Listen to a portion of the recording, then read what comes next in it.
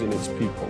I get to travel to find out what the story is from a personal perspective. The British people aren't fools. We know when we're not being told the full story. We've got to work out how Britain moves forward from this. It's the best country in the world. The establishment had their chance. Now we're here to represent your views. Britain's watching. Britain's watching. Britain's watching. We're proud to be GB News. The People's Channel. Britain's news channel. So Jubes and Co, we tackle the issues of the day with real robust debate, both sides of the fence, battling it out with me in the middle with my forthright opinions and views. And often really interesting things happen because you start with a position and then by the end of the debate you find actually, I might not have thought about that one. What we need in this country is 2 new political parties. You should maybe think about doing a 2024 calendar. I'm Michelle Dewberry and I'm keeping you company right through until 7 o'clock this evening. GB News, the People's Channel, Britain's watching. Start the day with GB News. We catch up on all the big stories you didn't hear the night before. And take a look at what the world's talking about this morning. That's right, Monday to Thursdays from 6 o'clock. It's Breakfast with Eamon and Isabel. Straight after breakfast, join us, Bev Turner and Andrew Pearce. We're going to take you through till noon. We'll be tackling the big topics of the day, including the things that the other channels just won't talk about. If it's happening here. Wake up to mornings on GB News, the People's Channel. Britain's news channel. I'm Simon Evans. Join me on GB News for Headliners at 11 p.m. What's the scoop? I'll be joined by 2 of the country's top comedians. That's right. As we take a look at tomorrow's newspapers tonight. We're going to get into trouble. If it's a big story, we'll be covering it. Spill some tea on him. There we go. But we'll also have some fun. I wouldn't stick up a bank. My father didn't love me. So anyway. Headliners every night from 11 on GB News, the People's Channel, Britain's news channel. Saturday nights on GB News. From 6 p.m, I'll give you my unique take on the world today. Then at 7, it's me, Calvin Robinson, with my Common Sense Crusade. New to GB News is the Saturday 5. 5 times the opinion. Join us every Saturday from 8 p.m. as we debate the week's stories. With us 4, plus a special guest. And at 9, of course, it's Mark Dolan Tonight. Saturday nights on GB News, the People's Channel, Britain's news channel.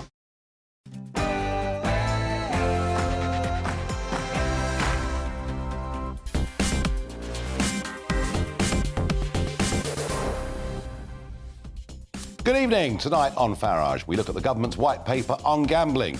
Is it appropriate to treat 24-year-olds as if they're not actually grown-ups? We will also go to the pub in Essex, and we've followed this landlord over the course of the last couple of years. He's finally giving up and handing in the keys. We wonder, how many pubs will this happen to? A massive row over invitations to the royal wedding, and joining me tonight on a Talking Pint special, the legendary Frank Bruno. But before all of that, let's get the news with Polly Middlehurst.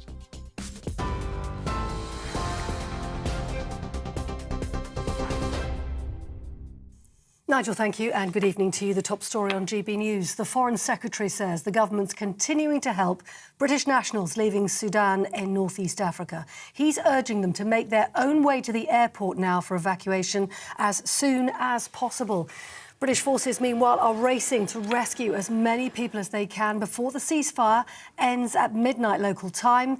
The US Secretary of State, Antony Blinken, saying the focus is currently on extending that ceasefire.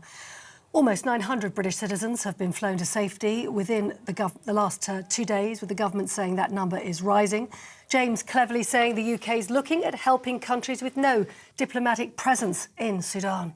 For those on the ground, as you would expect, we are prioritising those in greatest need through allocating seats based on vulnerability, starting with families with children, the elderly, the disabled, or people with documented medical conditions. We have been notifying British nationals registered with us about the evacuation flights, as well as announcing them through our travel advice and also through organic social media networks of British nationals in Sudan. James Cleverly, the Foreign Secretary. Well, the RMT union has announced workers across 14 train operators are going to be walking out on the 13th of May. They have rejected their latest pay offer. The General Secretary, Mick Lynch, claims the rail delivery group has now reneged on their original proposal, which was to offer a 5% pay increase if the union ended its industrial action. And earlier, the ASLEF union said its train drivers are planning 3 new strike days after turning down a 4% pay rise. Their schedules across May and June, one of those days coinciding with the FA Cup final. And the Royal College of Nursing has been forced to cut short strike action planned for this weekend after the government won a legal challenge today. The High Court ruled part of their 48-hour walkout on Tuesday would be unlawful, as the RCN's 6-month mandate for strike action would have run out the day before. Nurses have been protesting outside the High Court today, some signs reading, "Silencing nurses is silencing patients." The DUP's leader says the government's latest budget for Northern Ireland is playing politics and punishing people. The funding allocation is likely to result in significant real-term cuts to public services. Devolution is currently suspended because the DUP are boycotting power sharing over post-Brexit trade deals. But the Northern Ireland Secretary Chris Heaton-Harris denies it's a punishment, and he says he's going to continue to hold talks with the leaders in Stormont. A murder investigation has been launched into the death of a pregnant teacher in Glasgow. Morel Sturrock was found dead on Tuesday morning. She was 29 weeks pregnant. Her baby didn't survive. There's a manhunt now underway for her fiancé, David Yates. His car was found in a nearby country park. Police are now focusing their search on that area. You're up to date on TV, online, DAB+ radio and the TuneIn app. This is GB News, Britain's news channel.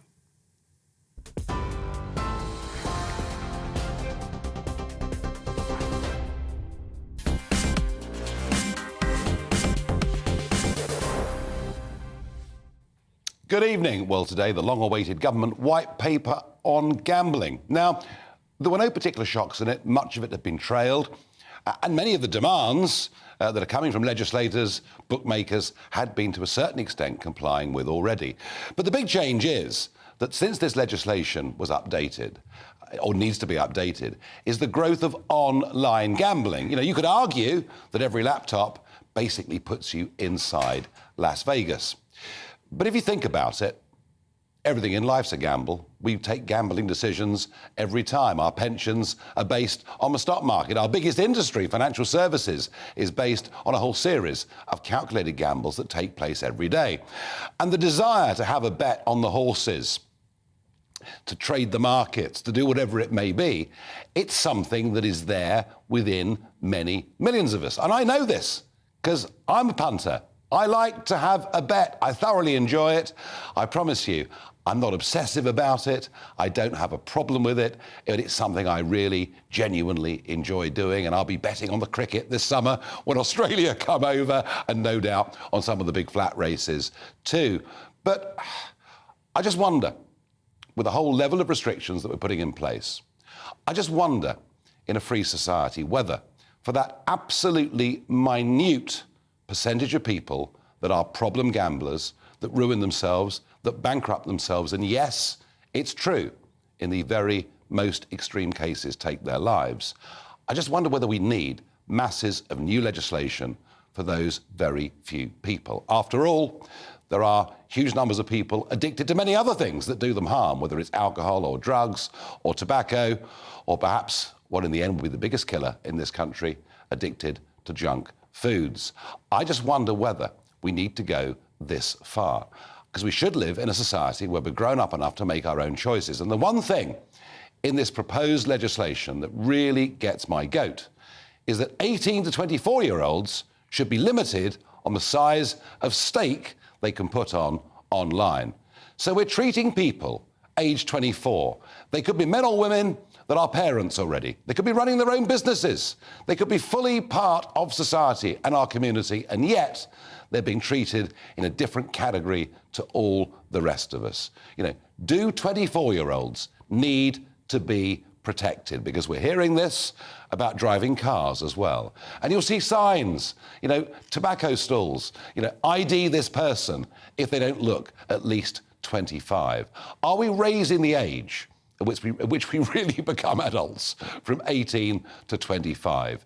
Do 24-year-olds need protection? Your thoughts, please. Farage@gbnews.uk. I think this goes too far. And also, of course, it'll mean proof of age identity online and everywhere else. It's the growth of the big state. No surprise also that proposed in this package is a 1% tax levy on the £14 billion a year gambling industry. No shock there. This is, after all, a high tax government. But maybe, just maybe, as I said earlier, the growth of online gambling did need to be addressed in some way. Joining me is Dan Waugh, partner at Regulus Partners, who advise on the regulation of gambling.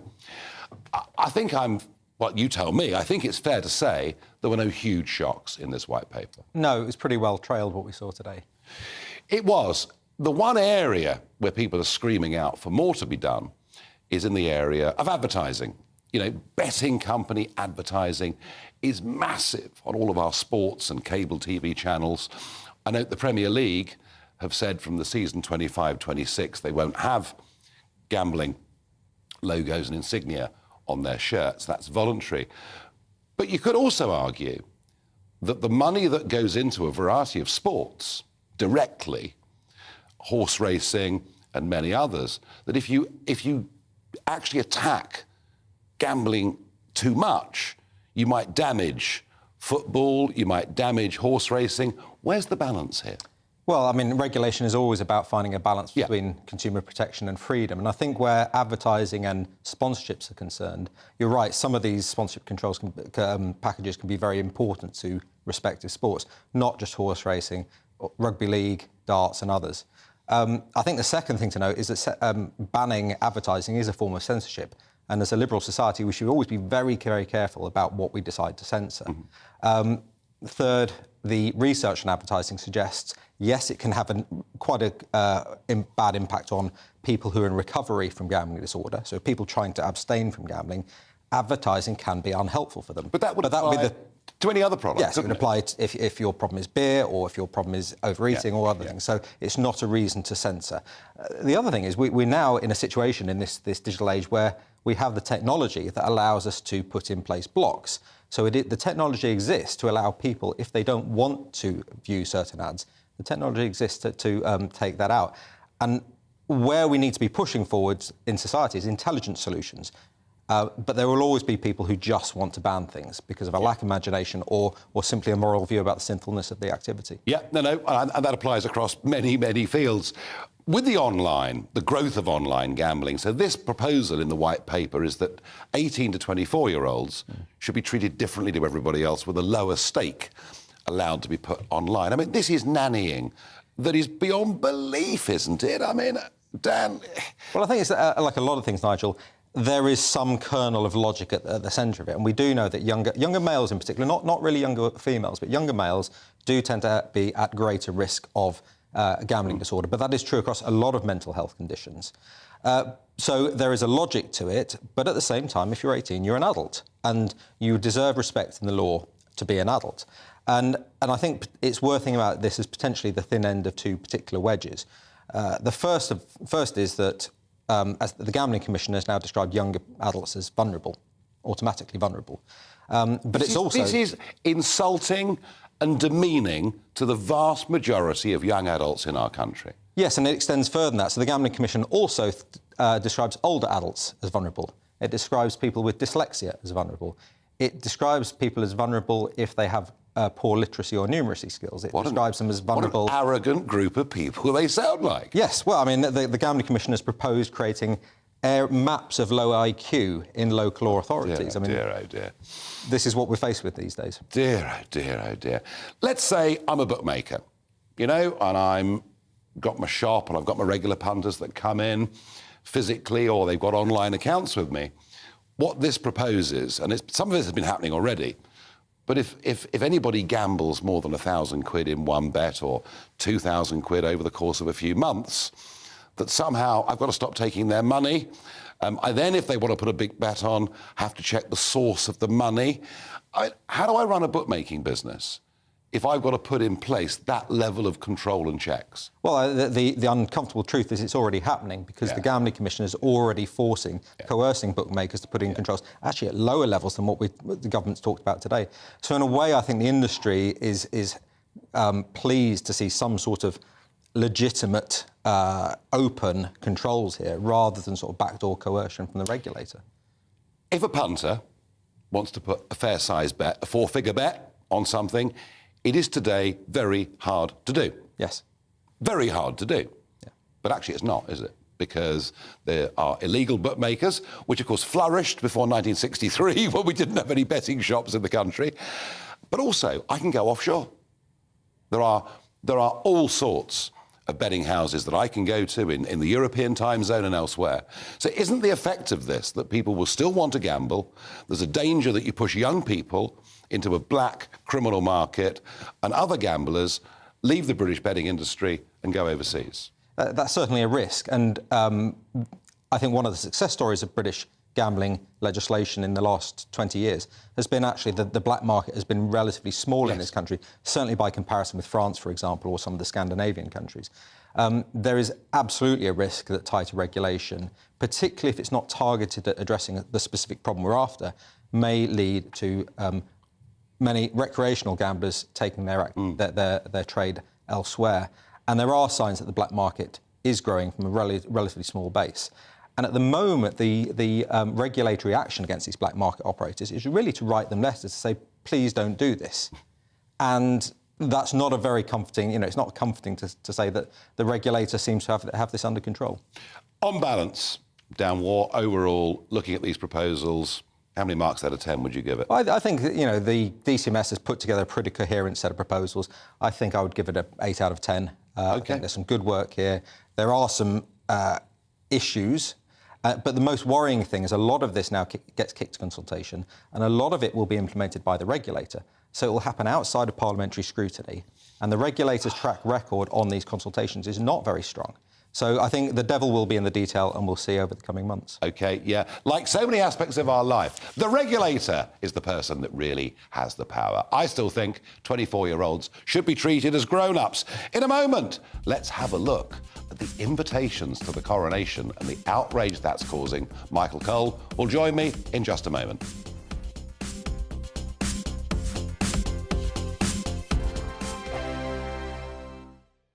It's all about family, being in people's living rooms, all the interaction and getting to know who our viewers and listeners are. When I was young, my dad used to say, no, stop arguing. I wanted an outlet that would enable me to give my opinion. People are going through a really hard time right now, and I know that you don't feel like you're being listened to by the establishment. I came to GB News because it's the People's Channel, and I want the audience to have their say on the events of the day. We're dynamic. We do something different. Democracy shows that the wisdom of the nation is in its people. I get to travel to find out what the story is from a personal perspective. The British people aren't fools. We know when we're not being told the full story. We've got to work out how Britain moves forward from this. It's the best country in the world. The establishment had their chance. Now we're here to represent your views. Britain's watching. Britain's watching. Britain's watching. We're proud to be GB News. The People's Channel. Britain's news channel. So Jubes and Co, we tackle the issues of the day with real robust debate, both sides of the fence, battling it out with me in the middle with my forthright opinions and views. And often really interesting things happen because you start with a position and then by the end of the debate you find actually, I might not have thought about that one. What we need in this country is 2 new political parties. You should maybe think about doing a 2024 calendar. I'm Michelle Dewberry and I'm keeping you company right through until 7 o'clock this evening. GB News, the People's Channel, Britain's watching. Start the day with GB News. We catch up on all the big stories you didn't hear the night before. And take a look at what the world's talking about this morning. That's right, Monday to Thursdays from 6 o'clock. It's Breakfast with Eamon and Isabel. Straight after breakfast, join us, Bev Turner and Andrew Pearce. We're going to take you through till noon. We'll be tackling the big topics of the day, including the things that the other channels just won't talk about. If it's happening here. Wake up to mornings on GB News. The People's Channel. Britain's news channel. I'm Simon Evans. Join me on GB News for Headliners at 11 p.m. What's the scoop? I'll be joined by 2 of the country's top comedians. That's right. As we take a look at tomorrow's newspapers tonight. We're going to get into trouble. If it's a big story, we'll be covering it. Spill some tea on him. There we go. But we'll also have some fun. I wouldn't stick up a bank. My father didn't love me. So anyway. Headliners every night from 11 on GB News, the People's Channel, Britain's news channel. Saturday nights on GB News. From 6 p.m, I'll give you my unique take on the world today. Then at 7, it's me, Calvin Robinson, with my Common Sense Crusade. New to GB News is the Saturday 5. 5 times the opinion. Join us every Saturday from 8 p.m. as we debate the week's stories. With us 4, plus a special guest. And at 9, of course, it's Mark Dolan Tonight. Saturday nights on GB News, the People's Channel, Britain's news channel.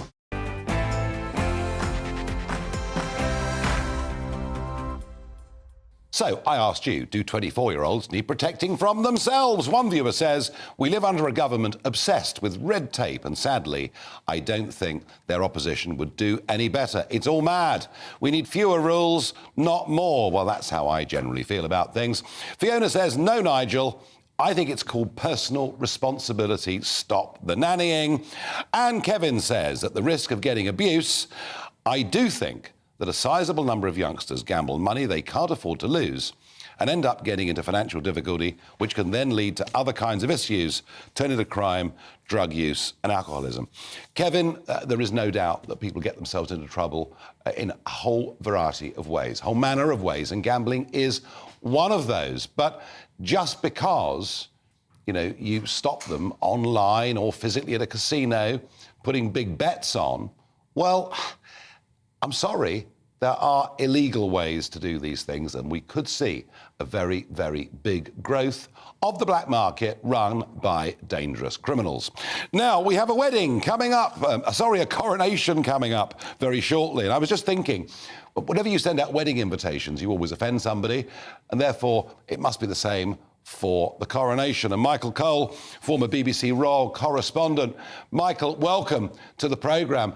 I understand you went with the Queen on her visit to Beijing a few years ago. So let's begin with that. There is outrage that the Chinese Vice President, Han Zheng, has been invited to the coronation because he's the man that oversaw literally the destruction of free speech, free media and democracy in Hong Kong, in breach, of course, of a treaty that we signed with China.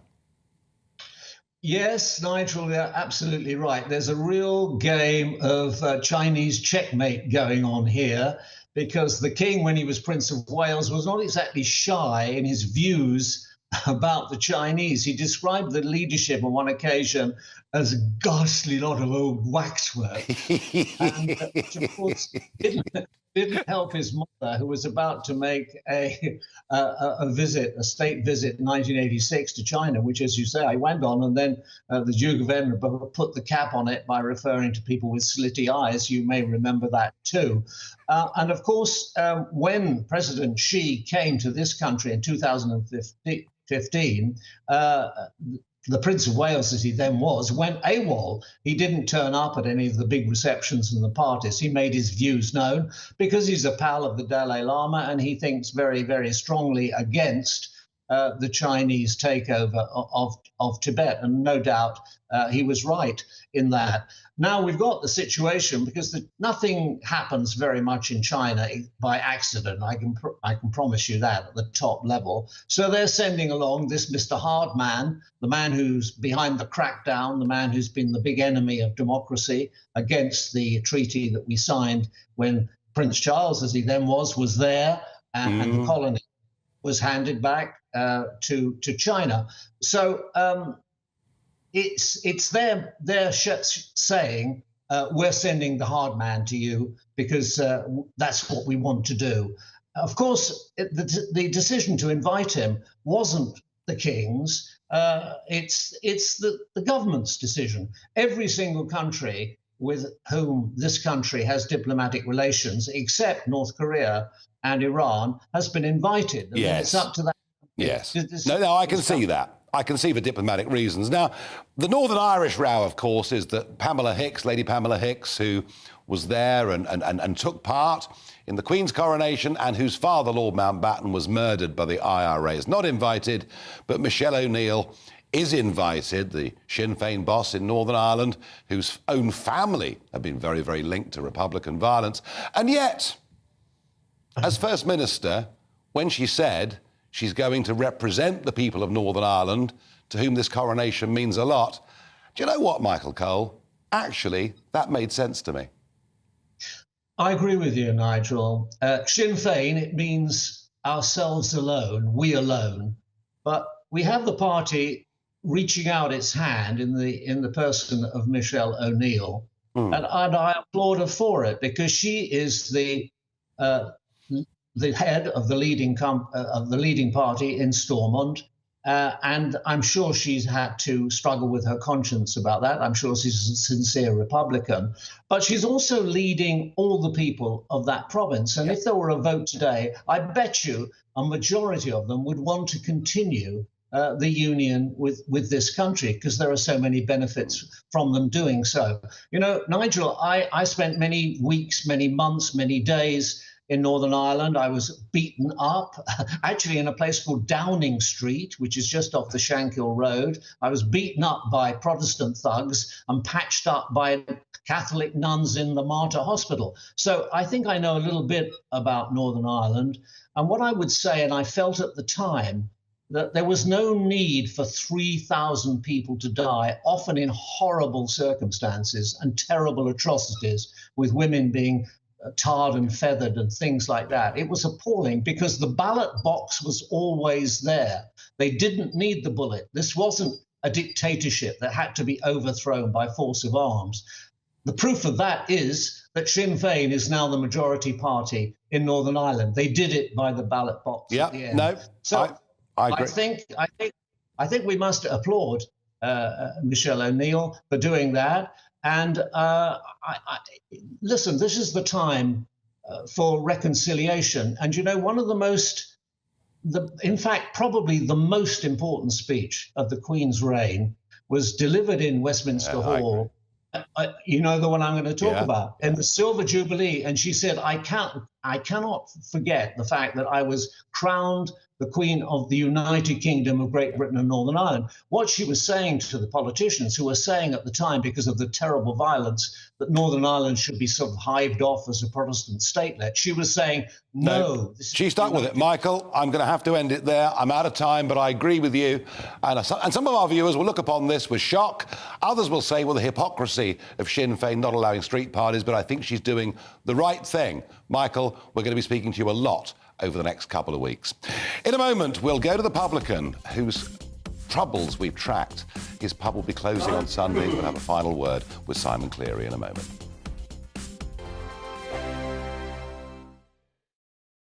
I joined GB News because I was sick and tired of not hearing my views being represented, not just mine, but so many people that I knew and spoke to. I just couldn't get my voice out there. I couldn't say anything. I couldn't do anything. Whatever the narrative was, I kind of had to follow it. GB News is there to provide a voice for those who have been ignored by the establishment media. We think different things, we've got a different style. GB News is here to be optimistic and positive about the future. It's real kind of dynamic and flowing, with the audience very much at the heart of it, like a big family.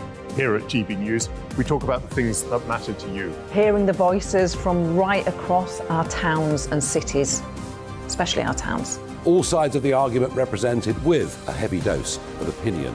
We're on a mission here to make a difference. And the GB News family really is here for you, and whatever time of day you can watch or listen. Britain's watching. Britain's watching. We're proud to be GB News. The People's Channel. Britain's news channel. Westminster is going around in ever-decreasing circles, followed by the media. Britain is broken.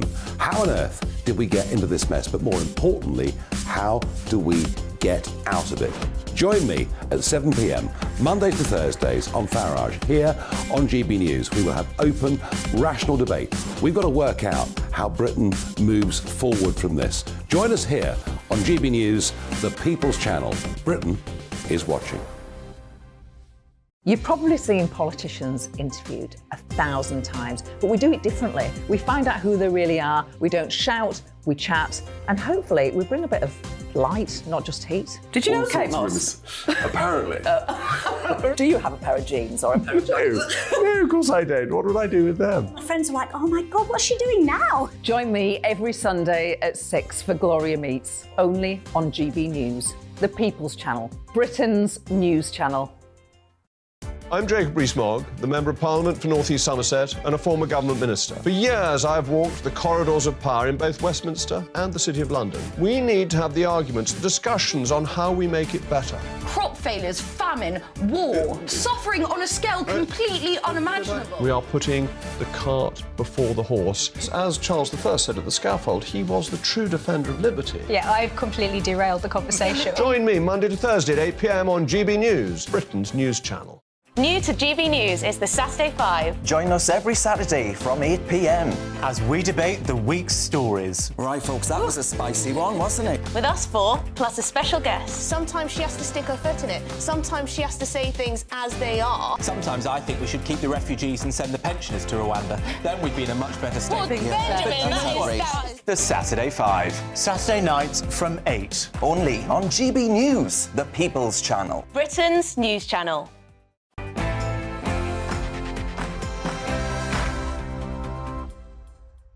We've been following pubs around the country to see whether they can survive. And, of course, there were government handouts during COVID, but maybe that wasn't enough. And several times I've spoken to Simon Cleary, the landlord of the Plough Inn at Great Chesterford.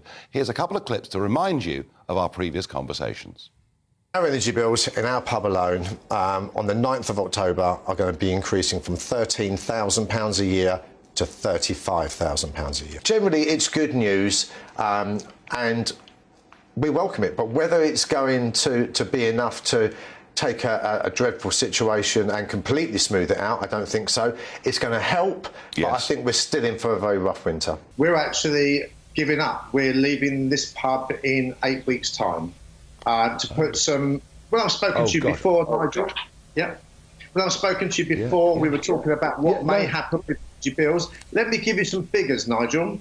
Our gas bill in 2022 for January was £438, including the Swindley environmental charge and VAT.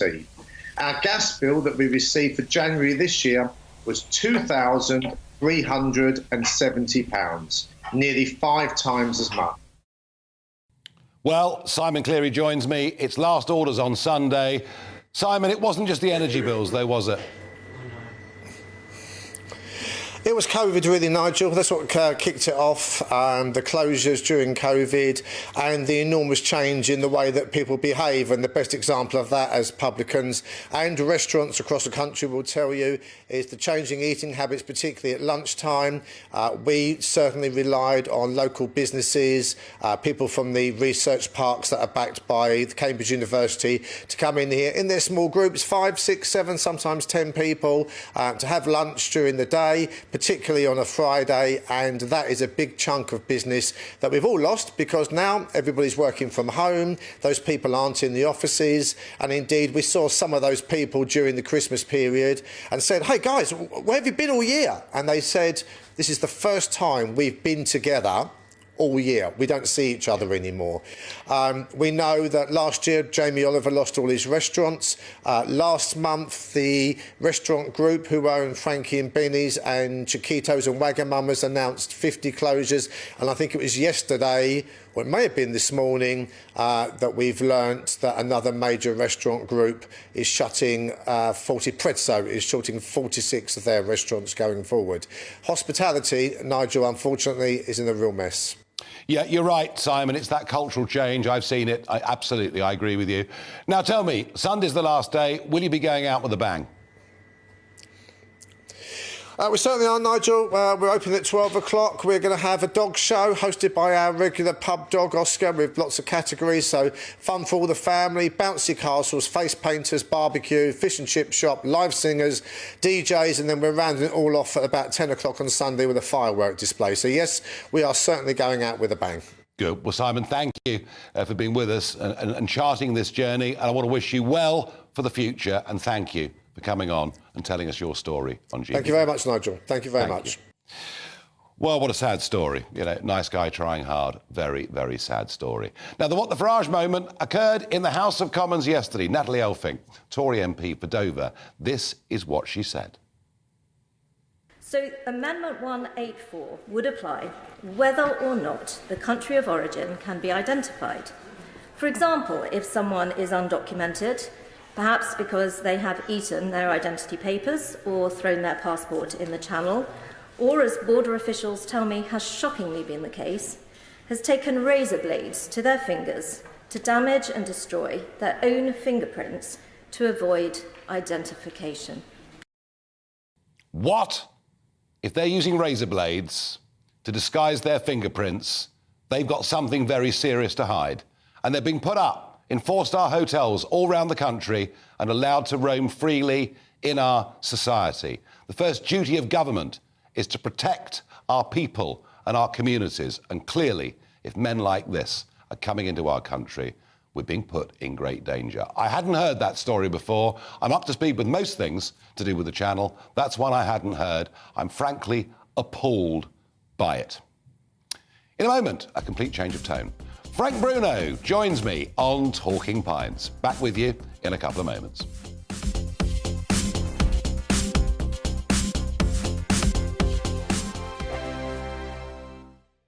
Monday to Thursday nights on GB News. At 6, it's Dubes & Co.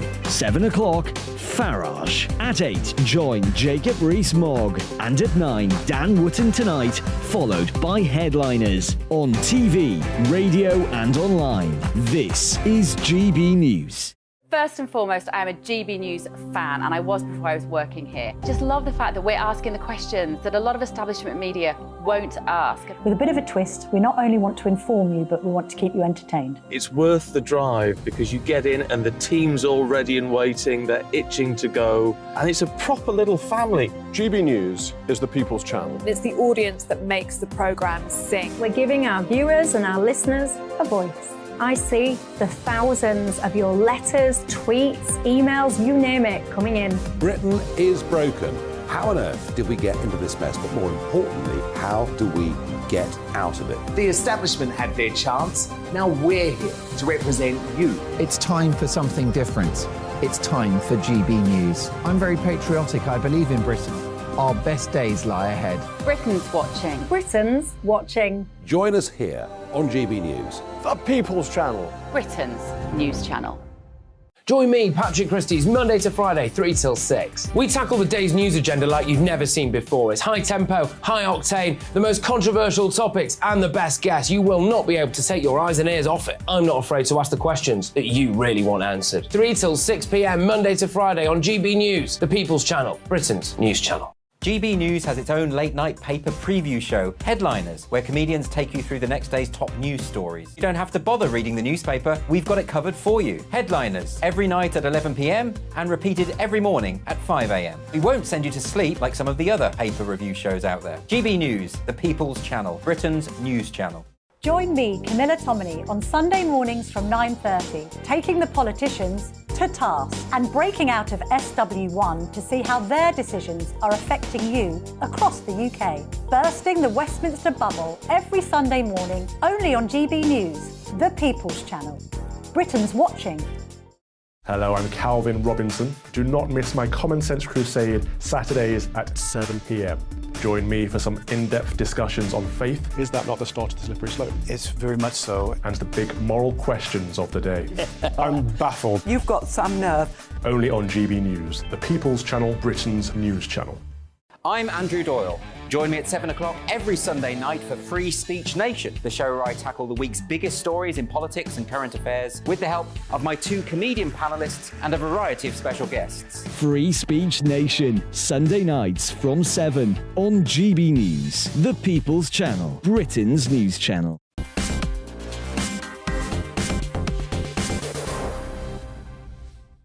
Well, earlier this week, I sat down with Frank Bruno. The full half-an-hour discussion you can find on gbnews.uk. But here's 15 minutes of my conversation with that great character and former world heavyweight champion. This special edition of Talking Pints is with somebody who, I mean, legend doesn't even get near it. You can't even, if you're younger, you can't even begin to understand the level of fame this bloke had a couple of years ago. Frank Bruno, welcome. Welcome to you. What a pleasure nice to meet you. Cheers. As someone who's a lifelong boxing fan, and I love the boxing, and I like going to the boxing, to meet you it's a real pleasure. Cheers, Nigel. It's nice to meet you as well. Now, back to the beginning. Your parents come, they're part of that Windrush. Yeah. 1950s Dad move. Dominican, Mum Jamaican. Mum Jamaican, yeah, that's right. And you're growing up in South London, big family, loads of kids. Right, yeah. And we keep hearing these stories about what an awful country we are. Who says that? Well, they keep saying, oh, Britain's a terrible, racist hellhole. You know, what was it like growing up in South London? It was all right growing up in South London, you know what I mean? I think even 1961, when I was born, there was a lot of skinheads and Jamaicans fighting each other, but nothing. Yeah, one of them things. One of them things. And Mum and Dad, you know, very important people in your life. Very, very important. My dad was worked in a cake factory. My mum was a district nurse. Yeah. So she had her work cut out, but she was a good mum and she was a good nurse as well. And a Christian. Christian, yeah, Pentecostal church. Give your heart to Jesus. And are you a Christian? I believe in. There's something out there, you know. I mean, I believe in it. There's something out there. You know, I believe in God most of my life, and there's something out there. Yeah, well, I think it ain't done me wrong. No, well, I'll tell you what, actually, the whole of our civilization is based on those values, isn't it, really? When you were sent away, when you're 12 and you get packed off to a school... To a school, yeah. Yeah, I mean, did you feel society had kind of pushed you off a bit? At first, I couldn't understand my mum being that wicked, but when I left the school and when I got into the school, I realised that she took me away from London, because London was all the bad boys were and whatever, and I had to be sent away from London and to get out of the rat race and what I was living, getting involved with some serious characters, you know. So I'm glad I got sent in. If I had a son and he was young and he was getting out of zinc, I would send him to a ball school like that, where they don't mess around and know what they're doing. Because a lot of people would say, well, if you go to a borstal, you know, it's a terrible thing. But you're saying, actually, it did you some good. It's the best thing that could have happened to me. Really? Yeah, definitely, because I was very naive, very young, but I was big for my age and hanging around with bigger elder guys than myself, and they could have leaned me up the wrong tree. I had a half-step brother called Michael, and he had my back and warned them guys against me, but walking the streets, living the life they used to live, it was very dangerous and they're very brave. I couldn't understand it, how they could go in someone's house, how come they can pick someone's pocket or something like that. I'm not being wicked, but if someone done that to your mum, or if someone's got into your house, how would you feel? Yeah. Something logical, common sense. So Borstal taught you, what, discipline? Yeah, everything. Taught me discipline, get up and go, manners. I worked in the old people's home. I was polishing the floor, cutting the grass, cleaning the dog's mess up, cleaning the Aston Martin, cleaning the chicken mess out. Just good things, you know what I mean, away from what I was learning at school. And obviously getting very, very fit. Super fit, because the school was heels. Everywhere you went was heels. You come out the classroom, there was heels, you know, and out in the fresh air in Sussex, Heathfield, Broad Oak, you know, if someone knows that it's really roots countrified. Beautiful part of the world. Definitely, yeah. But you get good at boxing very quickly. Had no choice. Go on. Yeah, I had no choice. That's what the job I had to do. When I was 18, I met a young lady, and then we had a little bit of rumping in the bedroom, and she was producing the baby. So I had to get myself together. And, you know what I mean? That's where to live. The baby's not too cheap. You were the youngest, you know, you were the youngest champion, amateur boxing champion, yeah. You know, still stands today. And you had a great amateur career, but kind of in public consciousness, you know, and I remember this, you know, Frank Bruno turns pro. Right. And suddenly you're winning fight after fight after fight. Right. And you're winning them all with knockouts. Yeah. Is there some sort of, is that will, that instinct within Frank Bruno to win, is that what drove you on? Yeah. It's much more better to win or get punch the guy more harder than he punches you. I'm not that kinky to go in there and tit for tat. When you go in there, you don't pay for overtime, so it's best to get him out as quick as possible and go and learn your trade in the gym, watch fights and whatever. But it's not a sport to be messing around with. Within a couple of years of you turn, and I remember this, because I'm born just after you. Right. And I remember within a couple of years of you turning pro. Right. Suddenly Frank Bruno is a sensation. Yeah. And people in the pubs are talking about Frank Bruno. No problem. How do you cope? How do you cope? You've been in Borstal, and a few years later, you know, there you are, and you know the trademark Harry Carpenter, who you made world famous. Yeah, he made me famous because he was very good at his job, Harry. Well, you were both good for each other. You were good for each other. Yeah, right. You know what I mean? Harry becomes one of the best-known phrases in the English language. Right. How does Frank Bruno, a few years out of Borstal, lad from South London, how do you cope with being a star? I put everything to one side. Being a star, I wouldn't really cast myself as being a star. Just a ducker and diver. I got myself in the Borstal and just put myself into boxing. Left all the business, like the accountant, I had a manager, I had an agent. Put them to do what I had to do. Let me concentrate on the boxing. That's what I'd done. But you couldn't walk down the street without everyone knowing. You are fairly recognisable. I'm fairly recognisable. I think the kids now, they're getting a little bit beyond that. They're looking at the computers more than whatever. But yeah, I got very, very famous pretty quick. You did? Very, very famous and then I remember vividly, it's 1989. Yeah. You're off to Las Vegas. Yeah. For this fight against Tyson, and suddenly you are the whole blooming country is talking about the Frank Bruno fight against this guy, and you did hit him, didn't you? Well, I hit him once and he wobbled like Elvis. I thought you had him. Yeah, we're all cheering at the telly, you know. I thought I had him as well, but as soon as he recovered, he punished me and gave me some beatings, Tyson. It was a good fight, much better than people give him credit for, and a dangerous fighter as well. But I guess, you know, for your career, you know, the mid-90s, 95, the fight, and there you are. Yeah. And suddenly, you're only the third one ever in this country. It's Frank Bruno, heavyweight boxing champion of the world. Right. You must have dreamt of that when you were a kid. I'm not too sure if I dreamt of that, you know what I mean? But you do have dreams, that you have plans. The only thing I didn't do of reaching my dreams was get a helicopter. I wanted to get a helicopter to beat the traffic. But it can still be arranged, you know, I think. How did it feel to be world champion? It felt very, very good, very, very nice, very sweet, you know what I mean? It weren't for long, but while it lasted, it was very, very sweet. Well, you know what? You did it, and part of history, nobody can ever take that away. And by this time, you're in every Spitting Image sketch. You're in, you know, every panto in the blooming country wants you. You got to duck and dive, man. Every TV channel wants you. Yeah. I mean, I had a good manager in Terry Lawless. He was old school, and he taught you the old school way. And he put it on the table. He said to you, this is how you do it, this is how he done it, this is how he successfully done it, and keep up the way. And I've done it, but a lot of boxers are very jealous of me for working hard and being famous on television, but I weren't just famous on television. I had to work at what I achieved. And you were still training? All the time I train. Even now, I'm still training. And is that sort of a fanatical thing that you have to do? That fanatical is endorphins, looking after yourself. Sometimes you look at yourself in the mirror and your belly looks like there's a baby dropping in there. You've got to calm it down. I better sit up straight.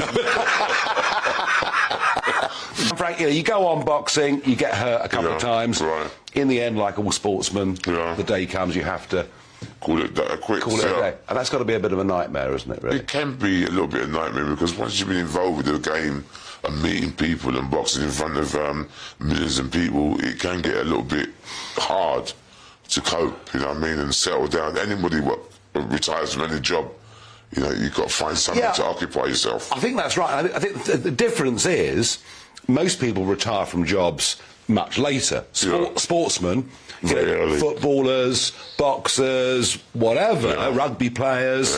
Very early. You know, you're suddenly in your 30s. Don't know where to go. And you don't know where to go.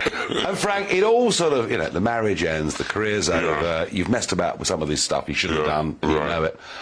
And suddenly it all goes wrong. Suddenly, I mean, is it loneliness? Is it... What is it? I mean, you know... When you're married and you've got a nice girl and you and her fall out, and then he's talking about lawyers and the lawyers' bills and whatever, everything comes tumbling down. But sometimes you go through phases, you can't win everything. You can't be on top all the time. You've got to take the rough with the smooth. No. But your up was a lot further up than most human beings. It was, but my feet was always down on the ground. It could be up as high as it wants to get, but my feet were down on the ground all the time. keep on a level. And when it all, you know, sort of kind of falls to bits in 2003, and, you know, everything you do, you go through some sort of like drama. The worst thing is when you go through a horrible period. Yeah. And, you know, your section, you're taken off to Wood Maze and all the rest of it. Right. Trouble is, Frank Bruno, the whole world's looking, isn't it? Yeah, no problem. I'm no different than anybody else. No, but the difference... I'm drinking, mate. Yeah, to dig in. No, the difference is, everyone has ups and downs. Yeah. And bad times, and things in life they'd rather didn't happen. But you're at this level of fame, where this whole bad time, really bad time that you're going through, and you know, the Sun are writing big front page headlines that really aren't very nice. Part of life, you got the rough with the smooth. You got sometimes in life you can't expect everything to go hunky dory. Sometimes you got to go through the rough to appreciate the smooth. So yes, no problem at all. A lot of people, a lot of sportsmen, a lot of actors resent the press. I don't resent the press. They're there to help you get where you want to get. So you can't really knock them when they find faults in you. Because you won't be right in not taking the rough with the smooth. You can't be big-headed and What, so you mean they kind of built you up to begin with in a way? Yeah, they built you up to knock you down. That's what the British press always do to everybody. Yeah. They're good at doing that. Yeah. But I can't really, Graham, they made me famous. They made me a lot of money, so I'm not really grumbling about that. You know, sometimes you get a bit dodgy when they get involved in your private life, but you got to take the rough with the smooth, man. You can't get well paid, well looked after, and shouting your name all the time without taking some stick. Yes, some stick. But Frank, what you've done? Yeah. I tell you what I think you've done. I think you've taken the downside of your life and this problem that you've had, and it's come back a couple of times, but every time you seem to be able to deal with it and sort it out. Maybe not easy, but you've kind of, I think what you've become now is you've turned a negative in your life around into being a positive. You know, 20 years ago, people didn't really want to talk about mental health at all. It was all too blooming difficult. Shameful. You know, too difficult, and a sense of shame. No, I agree with you. I absolutely agree with you. But what you've done, and maybe you didn't have much choice being as famous as you were, but what, you know, but you could have just hidden away for the rest of your life, but you haven't done that. You haven't done that. You've confronted this in public. You've talked about this. And from what I can see, you've tried to turn your problems around into being a positive with, you know, the Frank Bruno Foundation. And the work that you have tried to do. And explain to us, what are you doing, what are you trying to do with the Frank Bruno Foundation? I'm trying to get the foundation up and going, and the people to do a 12-week course that they're learning about mental health, learning about themselves, because most of the people what we're dealing with ain't been at the house in 12 months. They've been very, very scared. Very, very nervous of coming out, and there's all different things, schizophrenia, bipolar, all different things out there what people are suffering from. So what's the next big plan? You can't go back to boxing, obviously. No, I can't go back to boxing. I've got a book coming out at the moment, so I'm trying to sell that. But stuck in the diving. Each day, go to the gym, try and look after yourself, and thank God when you get out. And so this is 60 years... 60 years. Yeah, 60 years of fire. 60 years of fire. A ducker and diver. You're not far behind me, are you? No, I'm not. You're in front of me. No, I'm just behind you. I'm just behind you. No problem. 60 years of fire, sir. The book, all about Frank Bruno's life. Right. Is it all true? Most of it's true. Well, Frank Bruno, all I can say is what an absolute pleasure it is. And you know what? You've brought a lot of joy, a lot of laughter to a lot of people. I'll try. And you know what? I mean, Harry, and I still laugh when I think about it. Thank you for joining me. Cheers, thank you. What a pleasure. Cheers, respect, boss. Cheers. Well, that laugh, it just had to be Frank Bruno, didn't it? And what an absolutely delightful man. I really was thrilled to meet him. Look at the full interview. It's about half an hour on gbnews.UK. Now, we've got a couple of barrages. I have got for me this evening Neil from Aberdeen. Do you rate Donald Trump's chances in 2024, and how crucial do you feel it is for the Western world moving forward? I rate Donald Trump's chances really quite highly. I mean, certainly in terms of the Republican nomination, as far as I'm concerned, that is over. He will win it. Now, can he beat Sleepy Joe? Or could it be Kamala Harris? Who knows? I actually believe now Trump has got a better than 50% chance of winning the presidential election in November next year. I just think he needs to turn around some of the looking back at the last election into reminding people what a great economy he built, what a good foreign policy he had. He needs to get on the really strong, positive front foot, how he can make people's lives better and make them richer. If he does that, he will win. I have no doubt about it. And its importance for the Western world is huge. America is going down the tubes in many ways. And if America falls, we all fall. Let's move on to Jonathan from Eastbourne. Hi Nigel, it's Jonathan from Eastbourne here with a video barrage for you. Like you, it's my birthday in April, and my wife very generously got me this Talking Pints glass. I was just wondering, what's the most unusual birthday present you've ever had? Cheers. Jonathan, I'm very, very pleased that you've got a GB News mug to drink a pint on your birthday. The most unusual birthday present I've ever been given. Oh, I think a surprise party when I was 55. I didn't know it was going to happen, and it did. So there we are.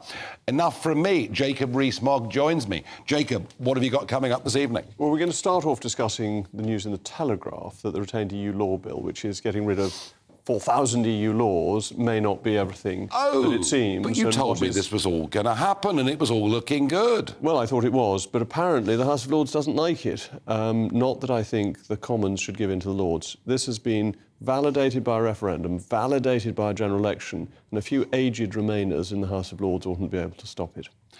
So why is the government backing down then? Well, I suppose there's a lot of business in the House of Lords. It takes time, and there's a worry that it will take too much time.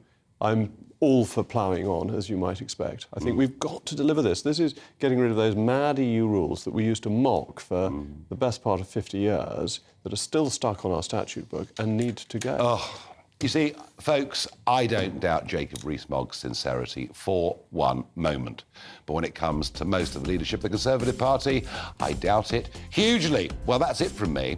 Be back with you next week. But before all of that, I'll have a bet on the weather that the April showers will be continuing. Evening, Alex Deacon here with your latest weather update. A bit of a wet one out there at the moment, and that'll lead to a fairly dull start tomorrow, but it should cheer up as we go through the day, and for many, it'll start to feel quite a bit warmer. But right now, we've got a couple of areas of low pressure, a big one out in the Atlantic driving this smaller one across the country. It's been providing outbreaks of rain for many already today, and that rain becoming more extensive through this evening, spreading into northern England, southern Scotland, turning a little drier, perhaps across southernmost counties of England. But for most, it's a pretty damp night, a cloudy night, a breezy night in places. But it won't be as cold as recent nights, temperatures mostly holding up at 6 or 7 and double figures across the south. On to Friday, and it does start pretty dull and for many pretty damp, but generally dry conditions across the south, and it should cheer up, should get a bit brighter through the day, certainly for parts of Wales, southwest England by lunchtime, and then western Scotland, southern England, and eventually parts of the Midlands, likely to see some fleeting glimpses of sunshine. Eastern areas always staying fairly glum and quite cold. Northern Ireland brightening up with the potential for some heavy showers. In the south, well, we could see temperatures up to 19, maybe even 20 Celsius, where we get some blue sky. The clouds and the outbreaks of rain will continue to fritter away to the east during Friday evening, so most places start the weekend dry. Going to be a bit of a messy one this weekend. There'll be cloud and rain at times for Northern Ireland, southern Scotland on Saturday, and then some heavy showers breaking out in the afternoon, parts of Wales, the Midlands, Northern Ireland, but mostly dry in northern Scotland, southern and eastern England, largely dry on Saturday as well. And again, where we see some sunshine, warmer than it has been, 20 degrees, where it stays dull, only 11 or 12. The mixed picture continues through this weekend, warmer than this week. There will be dry and bright periods, but there'll be some heavy showers as well. Goodbye.